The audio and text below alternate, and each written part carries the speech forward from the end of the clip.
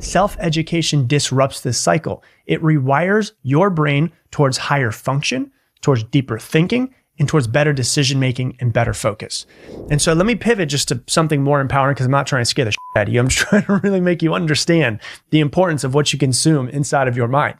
The magic of being a human and being alive right now is that you can teach yourself anything, like anything. That's what's so amazing about being alive today. If you were alive 100 years ago, there was a very limited amount of things that you could learn. Today, whatever you want, it's a buffet, but just pick one thing. If you want to learn like sales psychology, it's online. If you want to learn how to design websites, there's courses everywhere. Want to study investing or parenting or therapy or trauma or neuroscience? All of those things are one click away. You can consume any content you want. You can learn anything that you want.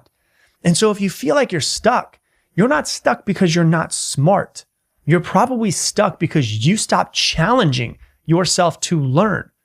And mind you, when I say learn, I'm not even talking about the education system. The education system didn't teach you how to self-educate. It taught you how to perform. It taught you how to pass tests. That's not education. Real education, like the kind that challenges you and challenges your brain, is self-led education. Where do I want to be in life? What do I need to learn to get there? What knowledge do I need to download into my brain? What skill sets do I need to become better at in the actual physical world? That's self-education. There's a quote by Jim Rohn that I love around this. It says, formal education will make you a living, but self-education will make you a fortune. And so it doesn't mean that you need to study for 3 hours a day. You can if you want, if you've got the time to do it.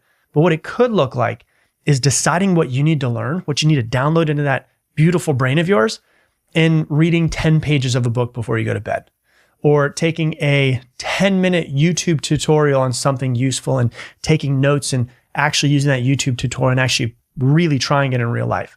It could be taking notes on a podcast like this instead of just passively listening to it, because when you passively listen, you don't recall as much. So you sit down, you decide to take some notes and then go, okay, where can I use this in my life today? It could be finding journal prompts that challenge your way of thinking, that make you think outside of the box that you typically think in.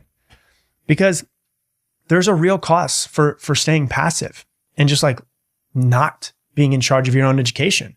The real cost of ignoring this is the price of not actually like understanding who you could be. It's not just missed opportunities, it's missed versions of you. Like who you could become, the you that you could be in the future.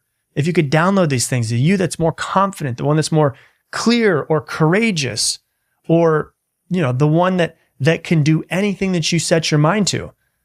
And you miss out on that version of you because you today never gave that version of you the tools to become that version of you.